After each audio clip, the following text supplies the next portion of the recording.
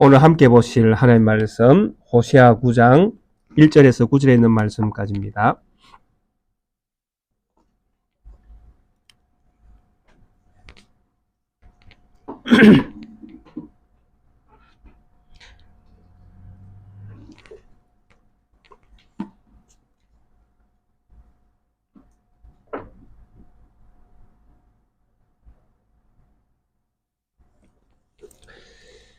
구약성경 1264페이지 호세아 9장 1절에서 9절에 있는 말씀까지 한 목소리로 합독하겠습니다. 이스라엘아, 너는 이방 사람처럼 기뻐 뛰놀지 말라. 네가 음행하여 네 하나님을 떠나고 각 다장마당에서 음행의 값을 좋아하였느니라. 다장마당이나 술틀이 그들을 기르지 못할 것이며 새 포도주도 떨어질 것이요 그들은 여호와의 땅에 거주하지 못하며 에브라임은 애굽으로 다시 가고 아수르에서 더러운 것을 먹을 것이니라. 그들은 여호와께 포도주를 부어드리지 못하며 여호와께서 기뻐하시는 바도 되지 못할 것이라. 그들의 재물은 애곡하는 자의 떡과 같아서 그것을 먹는 자는 더러워지나니 그들의 떡은 자기의 먹기에만 소용될 뿐이라. 여호와의 집에 드릴 것이 아님이니라. 너희는 명절날과 여호와의 절기의 날에 무엇을 하겠느냐? 보라, 그들이 멸망을 피하여 갈지라도 애굽은 그들을 모으고 노업은 그들을 장사하리니 그들은 은은 귀한 것 찔레가 덮을 것이요 그들의 장막 안에는 가시등불이 퍼지리라. 형벌의 날이 이르렀고 보응의 날이 온 것을 이스라엘이 알지라. 선지자가 어리석었고 신에 감동하는 자가 미쳤나니 이는 네 죄악이 많고 네 원한이 큼이니라. 에브라임은 나의 하나님과 함께한 파수꾼이며 선지자는 모든 길에 친 새 잡는 자의 그물과 같고 그의 하나님의 전에는 원한이 있도다. 그들은 기바의 시대와 같이 심히 부패한지라. 여호와께서 그 악을 기억하시고 그 죄를 벌하시느니라. 아멘.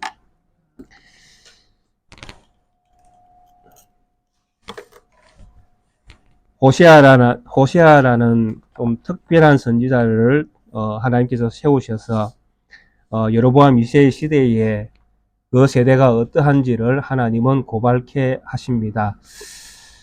하나님께서 이렇게 조금 특별한 선지자를 세우실 때에는 그 시대가 참 특별하게 악하다 이렇게도 우리가 생각해 볼 수 있습니다. 예수님께서 세상 종말에 또 종말의 끝에 오셨다 이렇게 말씀하시지 않습니까?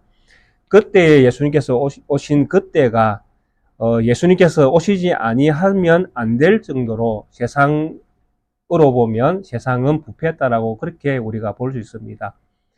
그래서 우리가 만약에 주님께서 다시 오신다면 어쩌면 이 세상이 가장 악하게 변해 있을 때가 될 것이라 이렇게 저는 예상을 해봅니다.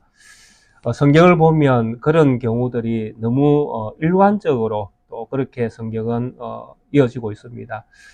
그래서 여로보암 2세 시대 때에 어쩌면 호세아라는 특별한 선지자가 나타날 수밖에 없는, 또 우리가 지금 구약 성경을 읽고 있는데 엘리사 시대, 엘리야 시대, 엘리야 시대, 엘리사 시대, 이때가 참 기적이 참 많이 일어나는 시대입니다. 그래서 이런 기적을 많이 일으킬 수밖에 없는 이유가 도대체 어디에 있겠습니까? 바로 그 시대가 가장 악한 어떤 시대의 한 부분에 해당된다라는 것입니다. 그래서 기적을 일으키지 않고서는 도무지 그 시대의 사람들은 믿음을 가질 수 없는 시대, 뭔가를 보지 않으면 도무지 하나님이 계시다는 것을 인정하지 않는 그런 시대를 그 사람들은 살고 있었다는 것입니다. 우리나라도 한때는 그런 시절이 있었지 않습니까? 기적을 보고 환장하던 때에, 기적을 보면 하나님이 정말 살아계시구나, 역사하시는구나. 그러니까 아픈 사람이 있으면 병원 안 가도 기도해서 이게 낫게 해버리면 그 상황 속에서 하나님이 계시다는 것을 이제 인정하고 믿겠다. 이렇게 믿음을 아주 그 현상에 맡겨버리는 이런 시대가 있었지 않습니까? 그리고 이런 시대가 있었다라는 것은 그만큼 사람이 믿음을 가질 수 없을 만큼 악하다라는 것이죠. 뭔가 보여주지 않으면 안 믿겠다라는 것이죠. 도마처럼 부활하신 예수님을 내가 보지 않으면 나는 도무지 안 믿겠다라고 그렇게 이야기했지 않습니까? 그런데 예수님께서는 그런 도마에게 뭐라고 답을 주셨습니까? 보지 않고 믿는 자가 복되다. 정말 복이 무엇이냐라고 할 때에 부활하신 예수님을 만난 적은 없지만 그럼에도 불구하고 예수님께서 부활하셨다라는 것을 인정하고 내 마음에 믿음이 생기는 것. 그것이 진짜 하나님께서 주신 복이다. 이렇게 성경은 우리에게 말씀을 한다라는 것입니다. 그래서 우리의 시대에 강단을 통해서 말씀이 전해지는데 그 말씀들을 통해서 하나님의 살아계심을 인정하고 내 마음에 믿음이 생긴다라면 최고의 복을 받은 줄 믿으시기 바랍니다. 예. 뭔가 기적을 봐야 내가 하나님을 믿겠다. 이러는 것이 아니라 이렇게 말씀으로 믿음을 가지는 자에게 하나님은 무엇을 허락하십니까? 기적도 허락을 하십니다. 이해가 되십니까? 기적을 통해서 믿게 하시는 것이 아니라 믿는 자에게 하나님은 기적도 허락하신다라는 것이죠. 그래서 때로는 우리가 아플 때에 병들 수 있지 않습니까? 그럴 때에 하나님의 은혜를 구하고 하나님의 자비를 구하고 약한 자에게 도우시는 하나님, 늘 우리와 함께 하시는 하나님을 인정하며 믿음 안에서 기도할 때에 때로는 낫는 기적도 우리가 경험한다라는 것이죠. 그래서 우리는 기적을 추구하는 것이 아니라 믿음으로 삶을 추구할 때에 기적을 경험도 한다라는 것이죠. 이런 믿음이 바른 믿음에 해당된다라고 그렇게 우리는 이해할 수 있습니다. 그래서 이 호세아 시대 때에 이런 하나님의 어떤 호세아라는 특별한 선지자를 세운 것은 그만큼 이 시대가 악하다라는 것이죠. 8장에서 우리가 말씀을 통해서 보았지만은 그들은 하나님을 안다고 했지만은 하나님은 이미 그들이 선을 버렸다라고 그렇게 말씀하셨습니다. 너희는 하나님께서 진짜 기뻐하고 즐거워하는 것이 무엇인지를 몰랐다라는 것이죠. 하나님은 제사를 원한 것이 아니라 그들에게 인애를 원했는데 그들은 오직 눈먼 제사를 드리면서 이것이 하나님께서 기뻐하시는 것이다 라고 생각하면서 그것을 즐거워했다라는 것이죠. 근데 하나님은 반대의 말씀을 하신 것이죠.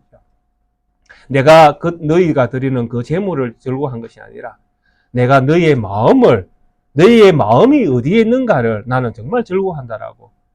그래서 하나님의 인애와 자비가 너희의 마음에 있는 것, 그것을 나는 즐거워하고 기뻐하지 너희가 드리는 제물에 내가 관심이 없다. 이렇게 하나님은 말씀하셨다라는 것이죠.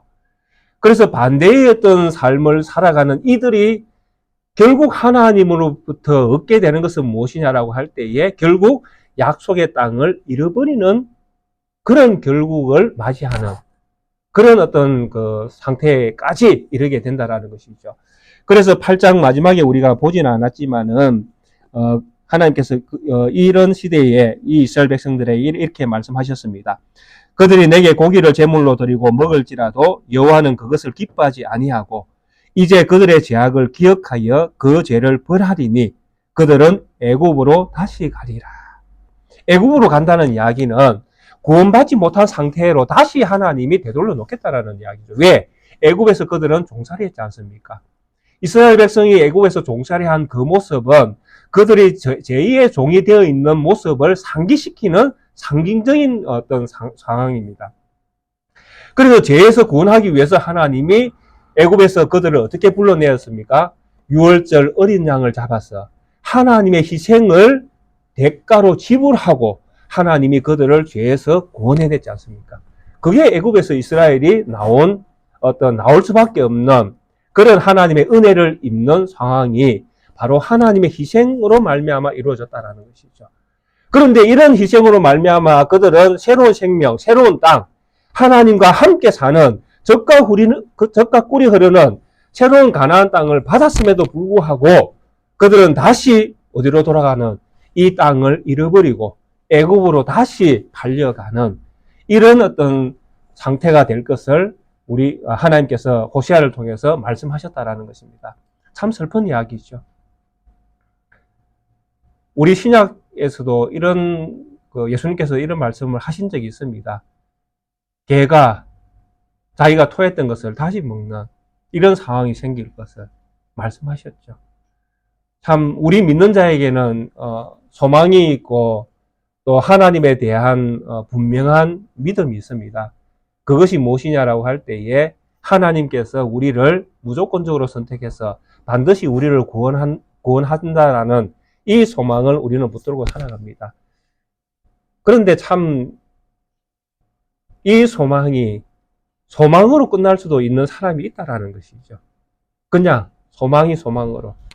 이 이스라엘 역사를 보면 참 이해가 되지 않는 부분들이 우리는 분명히 있습니다. 어떻게 이스라엘 백성이 다시 애굽으로 돌아갈 수 있을까라는 이런 의문들이 생기지 않습니까?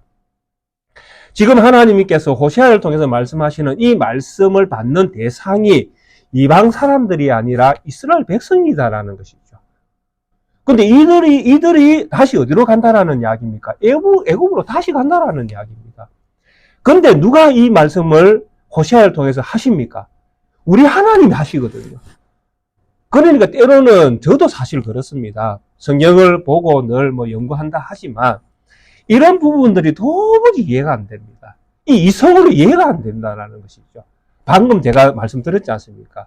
하나님이 무조건적으로 우리를 선택하셨고 반드시 하나님이 우리를 구원하신다라고 우리는 믿지 않습니까?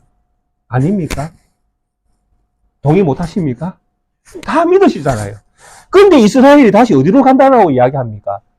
믿음 안에 들어와 있었는데, 믿음의 어떤 땅에 살고 있었는데, 하나님과 함께 있었는데, 그들이 다시 애굽으로 간다라는 이 말씀이 성경에 없는 것이 아니라 있다라는 것이죠. 그러니까 이성적으로 이해가 안 되는 것입니다. 우리의 지식과 우리의 어떤 지혜, 또 우리가 성경을 통해서 발견하는 이런 어떤 그 인간의 어떤 한계를 저는 이런 데서 너무 많이 느낍니다. 도무지 이런 말씀들을 제가 어떻게 설교를 못 해내겠습니다. 솔직히. 어떻게 해야 되는지. 왜냐하면 다른 현상이거든요. 말이 바뀌어지는 이야기니까요. 하나의 이야기를 해야 되는데, 이 이야기도 해야 되고, 이 이야기도 해야, 다른 이야기도 해야 되니까, 이게 저도 어려운 부분이 생기는 것입니다. 그러나 성경이기 때문에 우리는 믿어야 되는 것이죠. 하나님께서 이렇게 말씀하셨으니까. 이게 어떻게 이루어지는지, 어떤 사람에게 이 일이 이루어지는지는 알 수 없지만, 이런 말씀도 성경에 있다라는 것을 우리가 받아들여야 된다라는 것입니다. 어떻게 나중에 이것이 구분되어질지는 하나님께서 하시겠지만, 일단 우리 이성으로는 이것이 너무 어려운 부분에 해당된다라는 것을 이해하시기를 바랍니다. 그래서 이런 어떤 현상을 이 이스라엘 백성들이 왜 애국으로 돌아가는가? 결국 이유는 한 가지죠. 하나님을 버렸고 하나님의 율법을 어겼고 너희가 아담과 같이 하나님과의 언약을 어겼기 때문에, 그래서 너희가 선을 버리고 너희가 하나님을 안다고 하지만 하나님을 모르는 상태에 빠져 있기 때문에 결국 이들은 애굽으로 다시 돌아갈 수밖에 없는 상황이 생길 것이다 라고 하나님은 호세아를 통해서 말씀하셨습니다. 그리고 오늘 우리에게 주신 이 호세아 9장도 이 말씀에 이어져서 말씀이 나오고 있는데, 참 안타까운 이야기는 이 이스라엘 백성이 실제로 이스라엘이라는 어떤 그런 그 이름을 가지고 살아가는데, 요즘 우리에게 적용시키면 우리가 성도라는 이름을 가지고 하나님 앞에 예배하며 믿음으로 살아가고 있는데, 하나님께서 호세아를 통해서 하시는 말씀이 너희는 이방 사람처럼 기뻐 뛰어놀지 말라, 이렇게 말씀이 시작되어지고 있다는 것입니다. 누구처럼? 이방 사람처럼. 그래서 하나님은 지금 이스라엘 백성과 이방 사람을 대비시키면서 이스라엘에게 경고의 말씀, 또 심판의 말씀, 또 고발의 말씀을 이스라엘에게 하십니다. 즉 이스라엘은 하나님께서 이방 사람처럼 뛰어놀지 말라라고 말씀하시지만 실제로 이스라엘은 어떤 사람이 되어 있다라고 말씀하시는가 하면 너희는 이미 이방 사람처럼 되어 있다, 이런 말씀을 하고 있는 것입니다. 누구에게? 이스라엘 백성에게. 참 이스라엘 백성이 이스라엘 백성 되지 못하고 이방 사람처럼 되어진다라는 것, 앞서 말씀드린 것처럼 이해가 되지 않는 부분입니다. 어떻게 이스라엘이 이방 사람처럼 될 수가 있을까? 예. 참, 이 이스라엘 백성이 이방 사람처럼 될 수 있는 이유는, 뒤에 쭉 나오겠지만은, 결국 그들이 누구를 모르기 때문에 그렇습니까? 하나님을 모르기 때문에 그렇습니다. 우리 성도님들 하나님 잘 아시죠? 우리 하나님 어떤 하나님이십니까? 제가 여기에 서지 않고 우리 성도님들 한 분 한 분 불러가 여기 세워서 하나님에 대해 한번 이야기해 보십시오 하면 어떤 이야기가 나올지 사실 좀 궁금합니다. 예. 내가 아는 하나님은 어떤 하나님이신지. 우리 성도님들이 아는 하나님 있잖아요. 믿는 하나님. 내가 믿는 하나님은 어떤 하나님으로 생각하고 그 하나님을 이렇게 이야기해낼 수 있을지 참 궁금하다라는 이야기입니다. 제가 처음 신앙생활을 할 때에 그게 고등학교 때부터 했지만은 제대하고 이제 처음 교회를 갔을 때에 조그마한 개척교회 전도사님이 하는 교회에 제가 갔었습니다. 근데 이 전도사님이 조금 독특하게 목회를 하셨는데 어느 날 모든 성도에게 설교를 시키시는 거예요. 모든 성도에게. 그래서 돌아가면서 설교를 하는 거죠. 차례가 되면. 그런데 그때 제가 설교를 딱 준비해 보니까 할 말이 하나도 없더라고요. 제가 예수를 안 믿은 것이 아니라 믿고, 고등학교 때부터 믿고, 거의 한 10년이라는 세월이 흘렀는데, 목사님이 설교하는 것처럼 뭔가 설교를 만들어내서 성도들에게 말씀을 전해야 되는 그런 기회를 제가 얻게 되어졌을 때에 본문을 하나 선택해서 설교에 내가 아는 그 하나님을 설명해 내려고 하니 내가 아는 게 아무것도 없더라는 것이죠. 참 신기하게도 10년이나 하나님을 믿었는데, 그래서 참 우리가 어떤 지식과 지혜를 가지고 하나님을 믿어야 되는데 그렇지 못한 경우가 참 많이 있다라는 것이죠. 그러면 어떻게 우리는 하나님을 믿게 되어집니까? 아무 지식도 없이 하나님을 믿게 되어지면 그냥 오늘 우리가 호세아 때에 이 호세아를 통해서 이게 나오는 경고의 메시지처럼 우리가 믿는 하나님이 우상 하나님이 될 수 있다라는 이야기입니다. 지식을 따라 하나님을 섬기는 것이 아니라 막연하게 하나님을 믿는 것이죠. 하나님, 좋은 하나님이라고 생각하는 것이죠. 좋은 하나님, 사랑이 많으신 하나님, 자비가 많으신 하나님, 뭐 그런 어떤 하여튼 인간의 생각에서 좋은 것은 다 가지고 계신 하나님이에요. 그러니까 나에게 좋은 것만 주시는 것이죠. 이런 하나님을 믿다가 갑자기 아프면 어떤 일이 일어납니까? 예, 좋은 하나님이 갑자기 나쁜 하나님이 되는 것이죠. 이해를 할 수가 없는 상황이 된다라는 것입니다. 그래서 참 우리가 하나님을 지식을 따라 하나님을 바르게 믿는 것이 참 중요하다라는 것을 우리가 알 수 있는 부분입니다. 이 이스라엘이 왜 이방 사람처럼 됐습니까? 바로 하나님에 대한 지식이 없는 것입니다.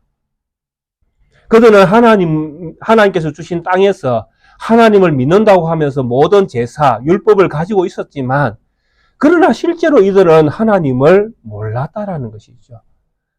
그래서 그들은 이방 사람처럼 뭐합니까? 기뻐 뛰어노는 것입니다. 언제? 추수 때에. 그래서 네가 음행하여 네 하나님을 떠나고 각 타작마당에서 음행의 값을 좋아하였느니라. 추수 때에 그들은 막 하나님께서 뛰어노는 것처럼 뛰어놀았는데 하나님께서 너희가 뛰어놓은 것은 너희가 음행의 값을 얻은 그 즐거움으로 뛰어놀았다라고 이야기합니다. 음행의 값은 무엇입니까? 나쁜 마음으로 나쁜 짓을 해서 그렇게 뭔가를 얻었다라는 것이죠. 그런데 그것이 너무 좋아가지고, 기뻐가지고, 야, 이거 우리 하나님이 주신 것이다. 그러면서 하나님 앞에서 뛰어놀았다라는 것이죠. 이거는 절기를 가지고 지금 쭉 이야기를 하는 그런 말씀으로 우리가 생각을 할 수 있습니다. 오늘 우리 낙계교회는 부활절을 지키지 않지만은 온 모든 그 한국 교회라는 교회는 다 부활절 행사를 다 하고 있습니다. 오늘 제가 오면서 98.1 그 극동방송을 틀고 왔는데요. 극동방송에서 계속 소개하고 있는 내용이 무엇이냐니까 경남 지역에 어디에서 오늘 부활절 연합 예배를 드린다. 지역마다 다 지금 연합 예배를 드리고 있는 장소를 다 지금 소개하고 있습니다. 그만큼 이 부활절은 우리 그 개신교 어떤 그를 가진 교회의 어떤 상황 속에서는 이 부활절은 성탄절만큼이나 큰 절기입니다. 그래서 이 절기를 지키기 위해서 온 교회가 힘과 정성과 뜻을 다 모아서 여기에 지금 동참하고 있는 것입니다. 그만큼 부활은 예수님의 부활, 또 우리의 부활은 소중하고 또 가치 있는 것이죠. 가치 있다기보다는 전부 다죠. 우리의 믿음이 전부 다가 부활 아닙니까? 근데 이런 어떤 행사를 지키기 위해서 많은 인력들이 동원되고 뭐 물적 또 뭐 인적 자원들이 많이 동원되지 않겠습니까? 근데 중요한 것이 무엇입니까? 바로 부활이 주는 어떤 진짜 그 부활이 무엇인지, 또 부활의 삶이 무엇인지, 그것을 기억하며 우리가 살아내는 실체가 있거든요. 그것이 중요하다라는 것이죠. 근데 이스라엘 백성들은 이 실체는 잊어버리고 무엇만 가지고 있습니까? 형식만 가지고 있는 것입니다. 제사, 제도. 그러니까 절기에 하나님께서 제물을 하나님께 갖다 드려서 바쳐라. 그리고 이 제물은 하나님께서 너에게 주신 것이다. 이것을 기억하게 하는 절기들 아닙니까? 특별히 뭐 이스라엘에서 가장 큰 절기 3개가 있지 않습니까? 맥추절, 또 뭐 77절, 또 맥추 77. 예? 무교절은 아니고 무교절은 거기에 들어가니까 맥추절에 들어가니까 맥추절하고 맥추절 그 초실절. 하여튼 이렇게 그 이스라엘의 3대 절기가 있는데 이 절기 때에는 반드시 하나님 앞에 초실절 처음 주신 그 곡식에 대하여 감사하며 약속의 땅에서 처음 익은 열매를 거둔 것 아닙니까? 약속의 땅에서 거두었다라는 이야기는 하나님께서 약속을 이루어 주셔서 이스라엘 백성이 약속의 땅에 들어왔다라는 것이잖아요. 들어왔으니까 얼마나 기쁩니까? 거기에다가 하나님께서 먹을 것을 주셨으니까 얼마나 기쁩니까? 이 모든 것들은 하나님께서 주신 은혜입니다라고 고백하는 게 그 절기들이 가지고 있는 그 진짜 고백이잖아요. 그래서 그 고백을 통해서 이스라엘 백성은 하나님 앞에서 즐거워해야 되는데 지금 이스라엘 백성들은 형식은 가지고 있습니다. 드리는 것 가지고 있고 또 함께 즐거워하고 기뻐하는 것은 맞습니다. 그런데 이들의 중심에는 뭐가 들어있는가 하면 우상이 들어있는 것입니다. 그 시대 사람들이 이 수확, 그들이 거두는 모든 곡식은 누가 준 것이다라고 소개하고 있습니까? 바알이 준 것이다라고 소개하고 있는 것이죠. 하나님이 준 것이 아니라. 이 정신에 이스라엘은 지금 빠져 있다라는 이야기입니다. 그래서 이스라엘 백성과 이방 사람들이 함께 어우러져서 거기서 음행하며 함께 이 이방 사람들이 드리는 그 절기의 어떤 풍속 따라서 그들도 변질된 예배를 드리면서 절기를 지키면서 이것은 하나님께서 주신 것이다. 말은 그렇게 하죠. 그렇게 하면서 그들을 스스로 음행의 값을 하나님 앞에 드리는 이런 형태를 취했다라는 것입니다. 그래서 호세아를 통해서 뭐라고 이야기합니까? 이방인처럼 기뻐 뛰놀지 말라 이렇게 해요. 이 우상 앞에서 뛰어노는 것이죠. 이 부활절기도 자칫 잘못하면 이렇게 변질될 수 있다라는 이야기입니다. 절기 자체가. 절기에 목숨 걸다 보면 그렇게 될 수 있다라는 것입니다. 부활이 가지고 있는 의미를 가지고 정말 그 부활에 맞는 삶을 살아내야 되는데 그것이 아니라 부활절기 3월 31일은 부활절이다. 이 날을 우리가 지키자. 이 날을 우리가 즐거워하자. 우리에게 준 부활에 우리가 감격하자. 뭐 이런 식으로 가면 곤란하죠. 왜냐하니까 진짜를 잃어버리고 가짜에 매달리게 되어지는 이런 상황이 되어지니까요. 오늘 우리가 함께 예배 후에 성찬을 하게 되어질 때인데 성찬도 마찬가지입니다. 본질을 잃어버리면 성찬은 형식만 남게 되어집니다. 형식은 중요치 않습니다. 형식을 중요하게 생각하면 본질은 항상 훼손하게끔 되어 있습니다.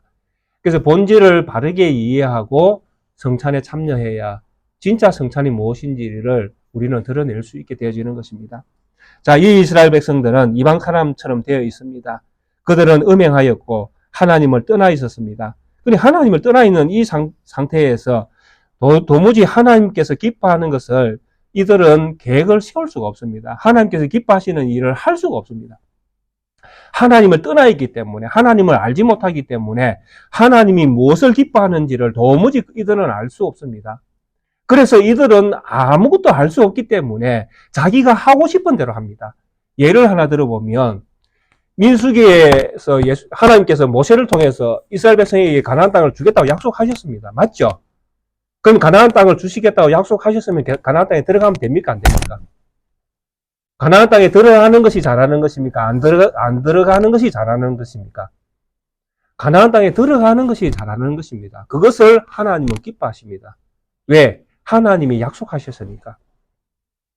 그런데 가나안 땅을 정탐하고 와서 패가 나뉘어집니다. 한 패는 들어가자, 한 패는 못 들어간다. 이때에 들어가자고 외쳤던 사람들이 주장했던 그 성경 말씀 가운데에 이런 표현들이 나옵니다. 하나님이 우리를 기뻐하시면 우리는 반드시 그 땅을 얻게 되어진다. 이렇게 이야기합니다. 들어가라고 명령하신 그 하나님의 명령을 따르기만 하면 이건 하나님께서 기뻐하시는 일이라는 것이죠. 그러니까 우리는 들어가기만 하면 하나님이 약속하신 대로 이 땅은 반드시 우리에게 주신다라고 주장하는 거예요. 그게 하나님 기뻐하시는 뜻입니다. 하나님이 기뻐하시는 것은 무엇입니까? 하나님의 뜻이 이루어지는 것입니다. 항상 기뻐하라. 하나님 뜻이 이루어지는 걸 우리는 항상 기뻐해야 되는 것이죠. 근데 이들은 지금 하나님이 이방 사람처럼 기뻐 뛰노는 이것을 하나님은 기뻐하지 아니하십니다. 그래서 4절에 보면 이런 표현이 있지 않습니까? 그들은 여호와께 포도주를 부어드리지 못하며 여호와께서 기뻐하시는 바도 되지 못할 것이라. 이런 표현이 나오지 않습니까? 하나님께서 전혀 이것들을 이런 내용들 이들이 드리는 이방인처럼 뛰어노는 이런 것들에 대하여 하나님은 전혀 기뻐하지 않는다라는 이야기입니다. 예배가 변질되어지고 우리가 하나님을 알지 못한 채 하나님을 예배하게 되어지면 우리의 예배는 하나님의 기쁨이 되지 못합니다. 이건 너무나 이게 명확한 어떤 사실이잖아요. 하나님이 누구신지를 모르는데 근데 나는 예배한다. 이상하잖아요. 그래서 믿음을 가진 사람들은 믿음 안에서 믿음으로 하나님께서 기뻐하시는 그런 예배를 드려야 되는 것입니다. 그만큼 하나님을 아는 것은 너무나 중요한 것이죠.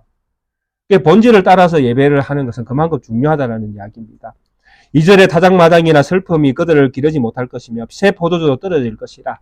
그들은 이방인처럼 그들에게 거두어진 소득, 타작마당에서 얻은 그 소득 앞에 두고 기뻐하고 즐거워하고 그들은 뛰어놀았지만 하나님께서는 그들이 기뻐하는 그것들을 하나님께서는 다 폐하여 없애버리겠다고 말씀합니다. 포도주는 떨어질 것이고 타작마당이나 술틀은 그들을 기르지 못할 것이고 그들을 먹여 살리는 그런 일들을 그것들이 하지 못할 것이다 라고 이야기합니다.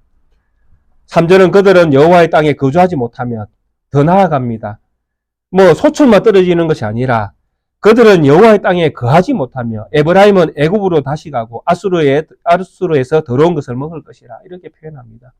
애굽으로 다시 돌아가고 여호와의 땅에 거하지 못하니까 쫓겨난다는 이야기죠.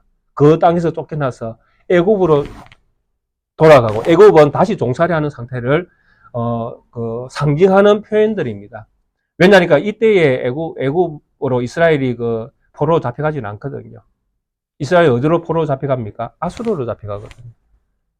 그러니까 이런 표현들은 다 상징적인 어떤 표현들로 이해할 수 있습니다. 그만큼 이스라엘이 원래의 상태로 돌아간다는 이야기죠. 율법이 없는 상태, 언약이 없는 상태로 돌아간다. 이렇게 이해할 수 있는 것입니다. 아수르에서 더러운 것을 먹을 것이라 참 이스라엘 백성에게는 수치스러운 이야기입니다. 이방 땅에 팔려가서 종살이 하는 것도 이스라엘에게는 참 수치스러운 일이 되어지는데 그 땅에 거하면서 무엇을 먹습니까? 더러운 것을 먹습니다. 더러운 것은 하나님 앞에 드릴 수 없는 음식을 이야기합니다. 레위기 11장이죠. 거기 보면 정한 것과 부정한 것을 하나님께서 나누어 놓습니다. 쪽발에다가 굽이 갈라져서 있는 것은 먹게 하시고 땅에 기는 것들은 못 먹게 하시고 사나운 것들, 뭐 이렇게 육식적인 이런 것들을 추구하는 것들도 못 먹게 하시고 메뚜기처럼 땅에 있지만 뛰어노는 이런 것들을 먹게 하시면서 하나님께서 정한 것과 부정한 것을 나누게 하십니다.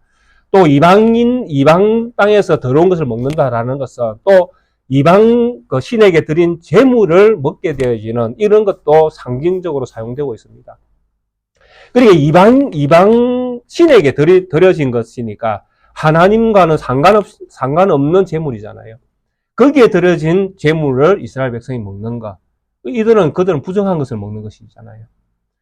그래서 다니엘서에 보면 다니엘서 1장에 보면 다니엘과 그 세 친구들이 이방 땅에 잡혀갔을 때에 우리로 하여금 음식으로 우리를 더럽히지 않겠다. 그렇게 작정하고 그들이 음식을 거부했던 그런 예가 성경에 나오지 않습니까? 그러니까 이방 우상에게 드려진 음식으로 내 몸을 또 내가 하나님을 섬기는 이 일에 방해를 받지 않겠다라는 것이죠. 그만큼 자기 자신을 지키겠다라는 것입니다. 어디에서도 이방 땅에서도 그게 믿음이죠. 이런 사람들을 하나님은 지켜주셨다라는 것입니다. 무엇이? 믿음이 하나님과 동행함이 진짜 이기는 길임을 하나님께서는 다니엘 시대 때에 그 다니엘과 그들의 친구들을 통해서 하나님은 또한 우리에게 은혜의 말씀들을 또 더해 주셨다라는 것입니다. 근데 이스라엘 백성들은 이런 어떤 시대가 아니라 정말 약속의 땅에서 하나님께서 풍성한 것들을 여로보암 2세 때니까 오늘 우리가 읽었던 열왕기 하 14장에도 나왔지 않습니까? 얼마나 하나님께서 그 땅을 풍성하게 해주셨고 하나님께서 약속을 기억해서 그 땅을 풍성하게 또 그들이 잘 먹고 잘 살 수 있도록 하나님께서 좋은 조건을 주셨는데 그들은 오히려 이방 우상을 섬기는데 더 열을 올렸다. 이렇게 이야기합니다. 그러니까 너무 잘 살게 되니까 하나님을 잊어버리는 이런 어떤 상황이 되어버린 것입니다. 우리가 너무 잘 살면 또 이런 하나님을 잃어버리게 될 경우도 생기는 것입니다. 그러니까 우리 성도님들이 기도를 많이 하셔야 됩니다. 어떤 기도를? 너무 부자가 되지 않도록 기도를 많이 하셔야 되는 것이죠. 네, 질문을 하나. 질문. 예, 나중에 마치고 질문. 예. 그 하나님을 자꾸 살리는. 아, 그래. 간단히 하자. 예, 예, 어제 정다수 씨가 예, 병원에 가서 발을 좀 깎아내니까 아프니까 나도 그걸 몰랐는데 하느님 아버지를 막 부르더라고. 예. 그러니까 그 원장을 불러야지 하느님을 부른다. 그래갖고 내가 그 달서가 하느님이 그만큼 급하면 감을 부르더라. 그래서 내가. 예. 그게 믿음이에요. 그게 의사가 우리를 고쳐주기도 하지만 때로는 그 상황 속에서 하나님께서 역사하시기도 하시니까요. 그래서 믿음을 가진 사람은 의사도 의지할 수 있고 또 그런 의술도 또 우리가 인정을 하지만 또 우리의 삶, 또 죽고 사는 또 우리의 어떤 이 삶의 모든 형태 가운데에 우리의 모든 삶을 주관하시는 분은 또 하나님이라고 우리는 믿는 것입니다. 그래서 더 하나님을 찾게 되는 것입니다. 예, 예. 그래서 이런 하나님을 우리의 삶을 통해서 인정하면서 살아가야 되는데, 이 이스라엘 백성은 이렇게 하나님께서 좋은 것을 주셨는데도 불구하고 어떻게, 이 모든 것들은 우상이 우리에게 준 것이다 라고 그들은 표현하면서 살았다라는 이야기입니다. 참 너무 풍족한 것이 이 이스라엘 백성에게는 오히려 해가 된 어떤 그런 상태가 된 것입니다. 그래서 이렇게 되어지니까 결국 아수르로 잡혀가게 되어지는, 포로로 잡혀가게 되어지는 이런 상황이 생기니까 결국 이들은 하나님 앞에 포도주를 부어 드릴 수 있는 상황도 생기지 않고 재물을 먹을 수 있는 상황도 생기지 않습니다. 그리고 그들이 재물을 먹는다고 할지라도 이 재물은, 그들이 먹는 이 재물은 애곡하는 자의 떡과 같은 재물입니다. 애곡하는 자의 떡은 죽은 자 앞에 있는 떡과 같은 떡을 이야기합니다. 그게 더러워진 떡이죠. 성경에서 죽은 자와 접촉한 사람을 부정하다라고 이야기하잖아요. 이때에 이 애곡의 떡, 애곡하는 자의 떡은 이런 부정한 자가 드리는 떡을 이야기하는 것입니다. 죽은 자와 접촉해서 부정케 된 자가 애곡하면서 드리는 떡. 얼마나 부정한 떡입니까? 그게 하나님 앞에 드릴 수 없는 떡을 드리는 이런 상황을 지금 이야기하는 것입니다. 그래서 이스라엘 백성들이 포도주와 떡을 이 절기를 통해서 하나님 앞에 드릴 수 있는 이것이 이스라엘의 참 즐거움인데, 왜냐하니까 하나님께서 약속을 하셨고 약속을 이루어 주셨고 이루어진 그 약속의 증표와 같은 것이 떡과 포도주거든요. 약속의 땅에서 얻은 것이니까 이것은 하나님의 약속이 완전히 성취됐다는 것을 보여주는 증거물입니다. 그래서 증거물을 하나님 앞에 드리면서 하나님께서 이래 좋은 것을 우리에게 주셨습니다. 감사합니다. 이렇게 즐거워하고 기뻐할 수 있도록 하나님께서 모든 상황들을 다 만들어 주셨는데, 이스라엘 백성들은 이 상황을 다 더러운 떡, 또 드릴 수 없는 포도주, 이런 어떤 상황을 만들어 버렸다라는 이야기입니다. 참 안타까운 어떤 상황 아닙니까? 하나님이 한국 교회에 부흥의 역사를 일으켜서 1천만 성도라고 자랑했던 우리 대한민국 아닙니까? 대한민국의 교회. 성도 수를 자랑하며 엄청나게 부흥을 노래했던, 또 하나님께서 주신 은혜라고 고백했던 그런 어떤 한국 교회 아닙니까? 그런데 그 부흥이 어디 있습니까, 지금? 다 날아가 버렸죠. 지금은 거의 뭐 반토막 난 상태 아닌가요? 그만큼 이 부흥이라는 것이, 확장이라는 것이 진짜 하나님의 은혜 가운데에 되어져야 이게 지켜질 수 있는 부분이 생기는 것입니다. 근데 허상을 세우게 되어지면, 바벨탑처럼 세우게 되어지면 결국 무너질 수밖에 없는 것이죠. 이스라엘 백성들이 얻은 수확은 이런 것들이었습니다. 하나님께서 은혜로 여로보암 2세 때에 땅을 넓혀 주셨는데도 불구하고 이들은 이것을 은혜라고 생각하지 아니하고 말은 은혜라고 생각했죠. 말은 그렇게 표현을 했을 것입니다. 그런데 그들의 속내는 어떠했습니까? 우상으로 가득 차 있었다라는 것이죠. 그러니까 겉과 속이 다를 수 있다라는 이야기입니다. 현상과 고백이 다를 수 있다라는 이야기입니다. 그래서 그들은 결국 이 떡은 그들이 먹을 정도 하나님과는 아무 상관없는 그런 떡으로 변질되어 있다, 이렇게 이야기합니다. 그래서 5절에 반문합니다. 너희 명절날과 여호와의 절기날에 무엇을 하겠느냐? 이렇게 할 게 없습니다. 왜? 아수르에 잡혀가 있는데 명절이면 뭐하고, 6월절이 되면 뭐 할 것입니까? 맥초절이 오면 뭐 할 것입니까? 또 7.7절 장막절이 오면 무엇 할 것입니까? 그렇잖아요. 이스라엘에서 가장 중요한 절기인 6월절이 왔다. 그러면 속죄의 은혜를 베풀어 주신 하나님을 생각하면서 온갖 즐거워하며 기뻐하며 하나님 앞에 예물 드리면서 그들의 죄가 용서받은 것들에 대해 즐거워해야 되는데, 종살이 하고 있는데 그 즐거움을 어디서 찾을 수 있겠습니까? 그러니까 결국은 하나님께서 좋은 것들을 많이 주셨음에도 불구하고 이스라엘은 스스로 그거 좋은 것들을 다 버렸다라는 이야기입니다.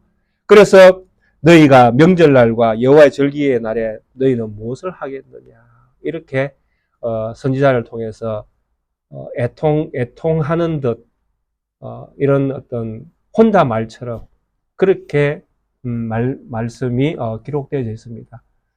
참 안타까운 말씀입니다. 너희가 주일에 뭐 하겠노? 뭐 하노? 뭐 이런 말씀 아닌가요? 명절에, 여월절길에 무엇을 하겠느냐? 참 할 게 없습니다. 종으로 달려가 있는 상황 속에서 할 게 무엇이겠습니까? 보라, 그들이 멸망을 피하여 갈지라도 애굽은 그들을 모으고 노업은 그들을 장사하리니 그들은 은과 귀한 것이나 찔레가 덮을 것이요 그들의 장막 안에는 가시덩굴이 퍼지리라. 심판이 이제 쭉 열거되어집니다. 애굽은 그들을 모으고 노업은 애굽의 그 수도입니다. 멤피스, 지금은 멤피스 지역을 가리키고 있는데요. 이 지역은, 이 노업은 그들을 장사하리니, 사고 파는 이런 것밖에 안 되죠. 그들의 은은 귀한 것이나 찔레가 덮을 것이요. 귀한 것이 아무 소용이 없게 되어지는 것입니다. 찔레가 덮어지고, 그들의 장막 안에는 가시덩굴이 퍼지리라. 가장 편안해야 될 잠자리, 보금자리조차도 가시덩굴로 퍼지는 이런 상황이 생깁니다. 이스라엘이 이런 상황이 생긴 것은 결국 그들의 죄로 인하여 이런 상황들이 생긴 것입니다. 창세기 3장에 보시면 아담이 범죄하고 나서 땅이 가시와 은근키를 낸 것을 우리는 기억할 것입니다. 그렇게 나온 땅이 가장 좋은 것들을 냈던 땅이 가시 등불과 은근키를 낸 것은 인간이 범죄한 이유로 말미암아 생긴 것입니다. 이스라엘 백성들 안에 가시덩굴이 생기고 찔레가 덮는 것은 그들이 범죄했기 때문에, 하나님을 떠났기 때문에 그들에게 생긴 것입니다. 그래서 7절에 형벌의 날이 이르렀고 보응의 날이 온 것을 이스라엘이 알지라. 선지자가 어리석었고 신의 감동하는 자가 미쳤나니 이는 네 제약이 많고 네 원한이 큽니다. 이렇게 말씀합니다. 참으로 하나님의 심판의 날이 이르렀는데 하나님이 심판할 수밖에 없는 날이 온 것을 이스라엘은 알아야 됩니다. 우리가 우리의 시대를 분별해야 됩니다. 선지자는 어리석었고 신의 감동한 자는 미쳐있는 그런 시대가 되어져서는 안 됩니다. 오늘날 선지자는 어떻습니까? 우리 시대에 선지자 노릇하고 있는 목사들은 지혜로운 사람들로 가득 차고 있습니까? 신의 감동된 자는 누구입니까? 저는 우리의 시대에 신의 감동된 자는 성도님들이라고 생각합니다. 왜? 하나님과 함께 사는 사람들은 다 신이라고 그렇게 예수님께서 말씀하셨으니까 신의 감동된 자가 미쳐 있어서는 곤란하지 않겠습니까? 안 그렇습니까? 우리 성도님들이 정신 차려야 되는 상황이 생기는 것입니다. 목사가 어리석어서는 곤란하다라는 이야기입니다. 그렇지 않아요? 어리석은 자가 어리석은 말을 내놓으면 결국 그것을 듣는 성도들은 어리석은 성도가 될 수밖에 없는 것입니다.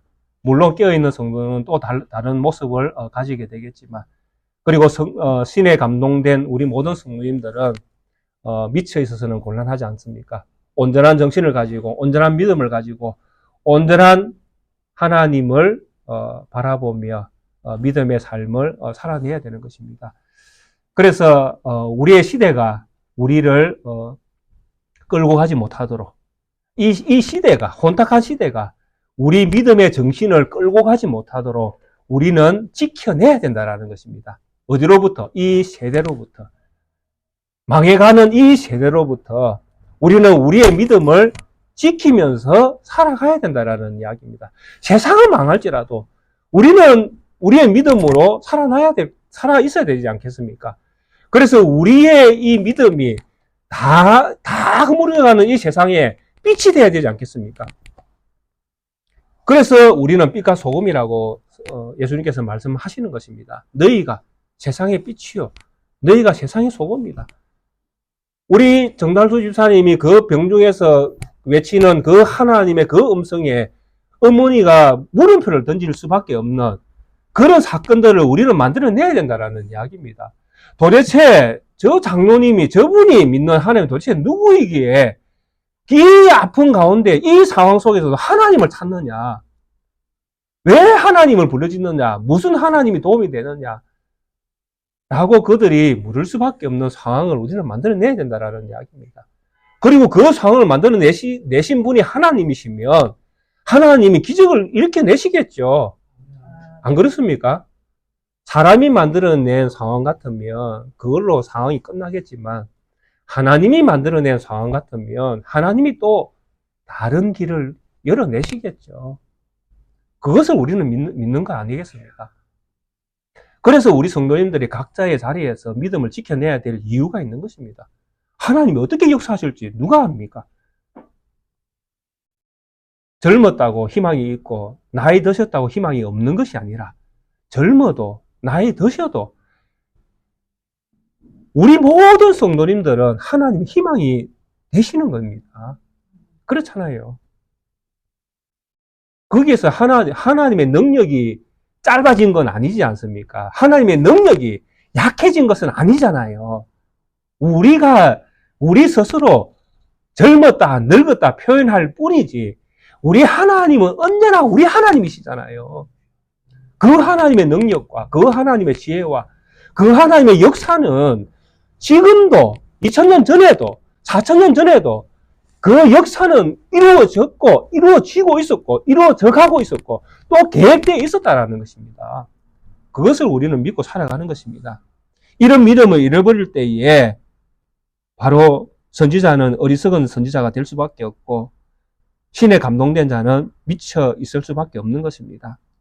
그래서 이들에 대한 호세아의 선언은 이렇습니다. 에브라임은 나의 하나님과 함께한 파수꾼이며라고, 이 에브라임, 이 이스라엘, 북이스라엘은 하나님과 함께한 파수꾼이었는데도 불구하고 이들은 모든 길에 친 새 잡는 거물과 같이 그 사람을 죽이는 거물처럼 짐승을 잡아 이렇게 죽이는 이런 어떤 사람들로 다 변해 있다는 이야기입니다.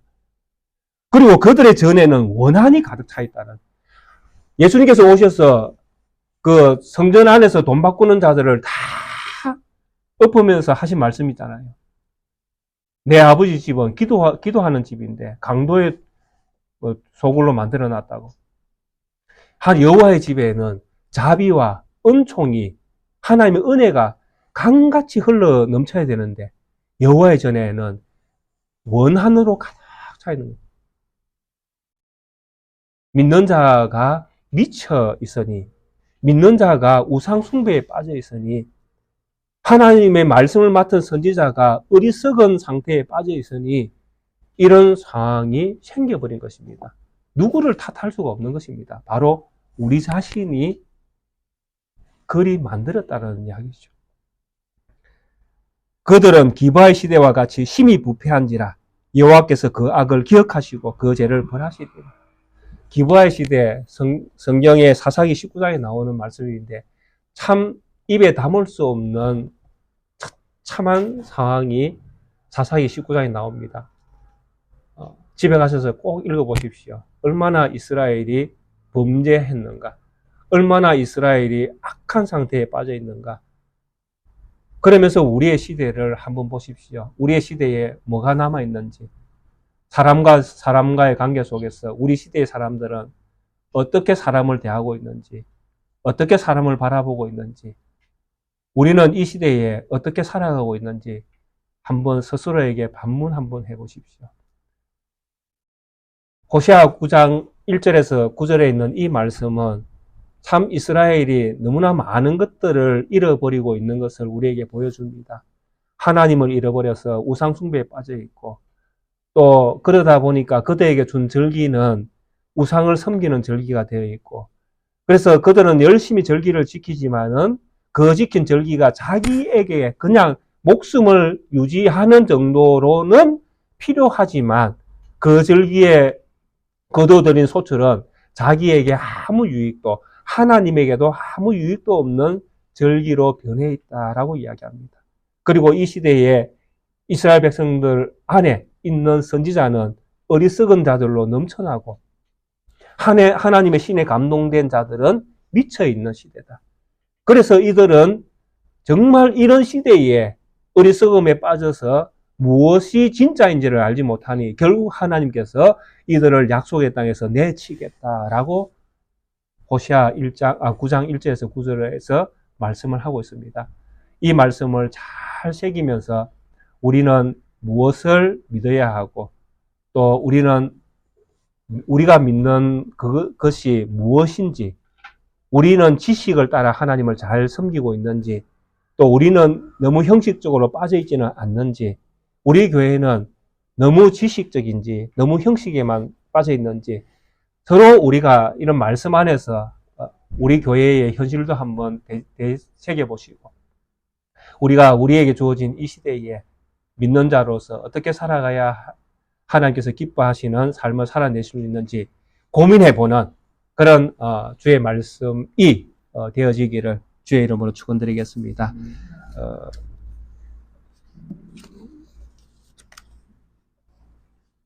오늘 성찬을 함께 해야 되는데요.